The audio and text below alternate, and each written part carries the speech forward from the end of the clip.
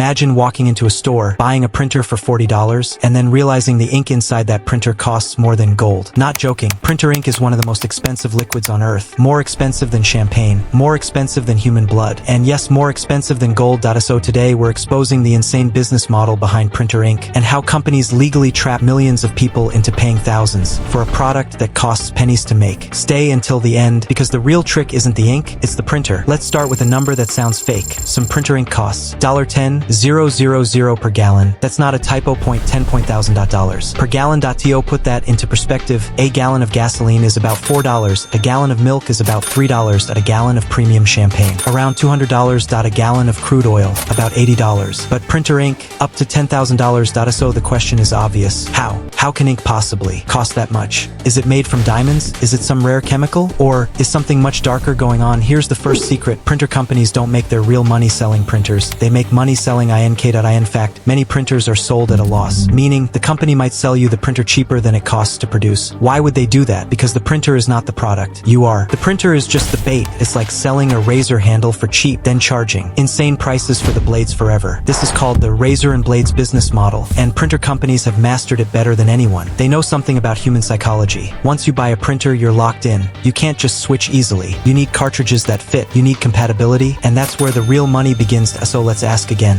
why does ink cost so much? Printer companies will tell you things like high quality printing, advanced technology, precision engineering, but the truth is much simpler. Ink is expensive because they want it to be. Ink is not rare. Ink is not difficult to make. The raw materials cost very little. In some cases, the ink inside a cartridge is worth less than $1, yet you pay $30, $50, sometimes even $100. So where does the money go? Not into ink, into profit. Printer ink has profit margins that would make luxury brands jealous. And the worst part, you don't even get much ink. Some cartridges contain only a few milliliters. That's barely a spoonful. Imagine buying a water bottle, but it only has 2 drops inside, and it costs $60. That's printer ink. Now here's where it gets crazier. Printer cartridges are designed like tiny prisons. Companies don't want you refilling them. They don't want you using cheaper alternatives, so they add microchips, lock sensors, digital restrictions. Some printers will literally refuse to print, even if the cartridge still has ink inside. Yes, your printer can decide, I know there is ink here, but I want you to buy a new one. And it gets worse. Some printers block third-party cartridges completely. You buy cheaper ink, insert it, and your printer says, error, unauthorized cartridge. Imagine buying a car,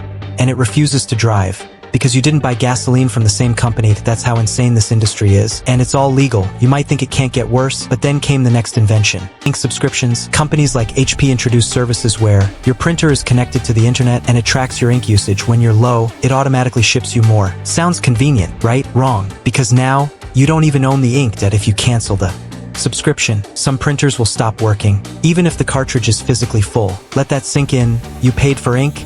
It's inside your printer, but the company can remotely disable it. That's not a product anymore. That's control. That's renting ink. This is where the industry crossed the line from overpriced, dystopian. Have you ever seen this message? Your printer is out of ink, so you replace the cartridge, but later you find out it wasn't empty. Many printers are programmed to warn you early. Why? Because if they waited until it was truly empty, you'd get more value. So they scare you into replacing it sooner, and millions of people do, every single day. This is not a mistake. It's strategy. That's it for today. If you want part 2 for this, leave a comment below and hit the subscribe button.